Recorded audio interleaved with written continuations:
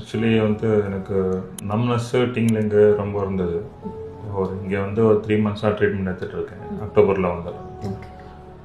அப்போலேருந்து இப்போ வந்து எனக்கு பயங்கர சேஞ்சஸ் இருக்குது. இப்போ வந்து எனக்கு அந்த ப்ராப்ளம்ஸ் இல்லை, டிங்லிங்லும் இப்போ இல்லை. நம்னஸ் வந்து இப்போ எனக்கு பெட்டராக இருக்குது. 10 செஷன்ஸ் வந்து நான் எடுத்துகிட்டு இருக்கேன். ஃபர்ஸ்ட் டெய்லி வீக்லி த்ரைஸ் வந்துட்டுருக்கேங்க. I'm feeling very better no.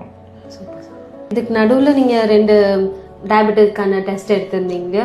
இதில் நீங்கள் வந்ததப்பையும் இப்போதுக்கும் கொஞ்சம் beta sell function and insulin sensitivity improve ஆயிருக்கு. நீங்கள் வந்தப்போ HbA1c-யும் வந்து 11.9 இருந்தது, இப்போது 11ல் இருக்குது. ஓவராலாக இப்போது இம்ப்ரூவ்மெண்ட்ஸ் நல்லா இருக்குது.